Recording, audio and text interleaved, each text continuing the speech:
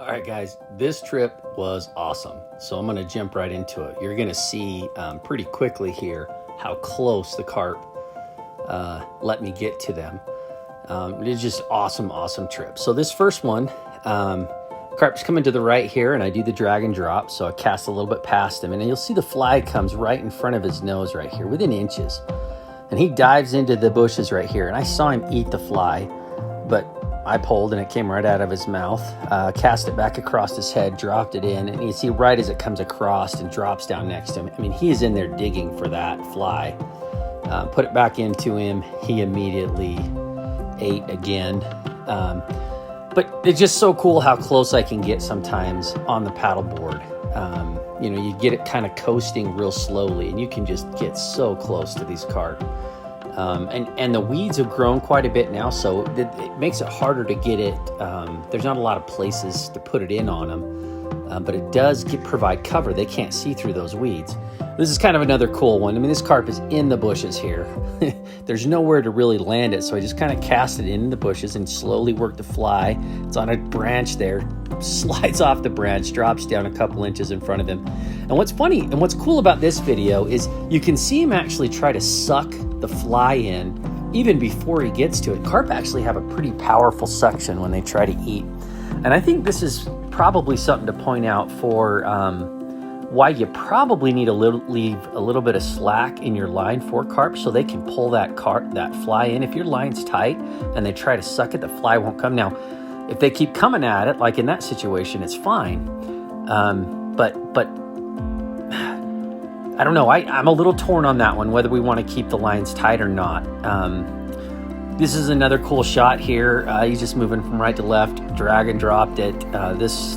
This one was pretty sweet because it was first shot, nailed it, and then he kind of went and weaved his way back into these bushes. Now I'm using 14-pound fluorocarbon here because I know these reeds wreak havoc, and I lost a 20-pounder earlier this year when they get in there like that. So I'm putting a lot of pressure on these fish, preventing them from running using that 14-pound fluoro. So another cool shot there. Okay, now this is really cool because you'll see these channels out here to the just above where I'm fishing.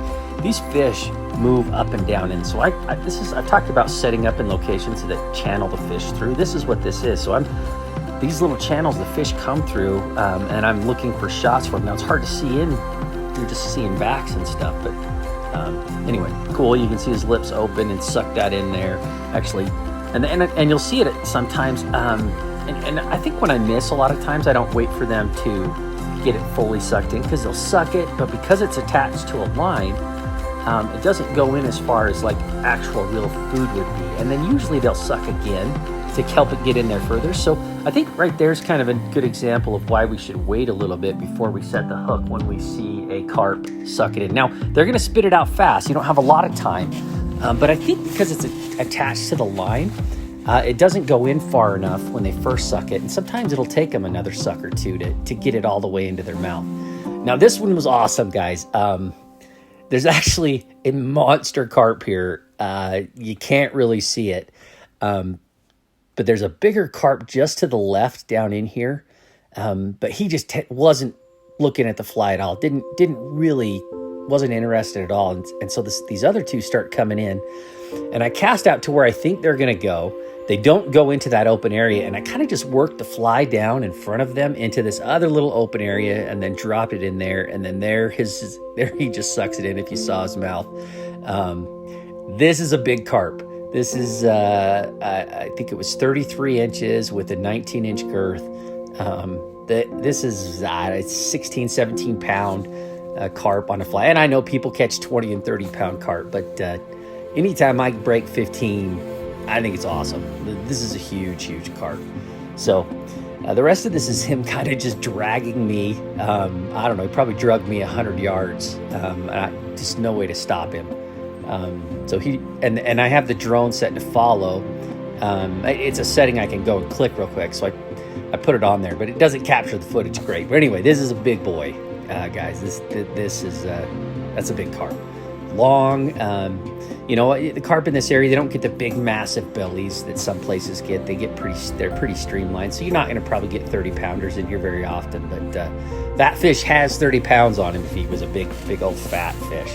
Just they don't get quite that big. So this is another one where I'm set up on this channel, waiting for these carp to come through here. There's actually quite a few in here. You can kind of start to see them. Most of them are facing the wrong way, but there's one facing just to the right. And so I dropped it in on him, and you watch him turn and eat right there. But the bad thing is he was probably the smallest of the whole group. Probably a 7 or 8 pounder. Is still a fun carp to catch, but the other 5 or 6 that were in there with him were all bigger than him. Still beautiful carp, a lot of fun. I don't know, I just love fishing these guys. I think they're beautiful. I know some people think I'm weird because I think carp are beautiful, but I think they're cool fish. All right, this is another cool one where you can kind of see the drag and drop. Works really well to cast past the fish and then pull it in here. So you'll see it here in just a second. I'm getting my line out, getting my distance. Actually, I could have easily spooked the fish on that first one, but when I cast it past here, pull it over, he moves over to take it, and I missed the set. Again, I don't think I let him eat it for long enough. I should have let it go a little bit longer. But he, again, is searching now. A lot of times when you pull the flat, if you get it right back in right away, he'll move over and immediately attack again, which is what he did there. Awesome fight again. Great fish and coolie. So another beautiful, big, long, more streamlined carp than you see a lot of places. And that's mostly what we get at this location. All right, this next one here, the carp is right up against the reeds. So I cast over at the reeds. I get caught up on it just a little bit, and he moves out just a little bit. Again, you can see how close I'm able to get to these carp. This is a function of two things. One is there's a lot of these weeds have grown up pretty high, so the weeds in the water are actually providing cover for me. The other thing is I've got an awesome direct overhead. Well, this is starting to get into the evening, but a sun shining right in their eyes. So similar to like with trout for streamer fishing and dry fly fishing, where it tends to be better when you have some overcast, because the trout can see up through the glare that's on the surface. Well, when you've got overhead light like this that's shining directly down on them, the carp have a really hard time seeing out of it, and so that's to our advantage. We can see better in, they can't see as well out. So this was just like perfect conditions to be able to get super close on the carp. And I mean, it was just an awesome, epic, and this was 3 hours, guys, just incredibly awesome 3 hours of fishing.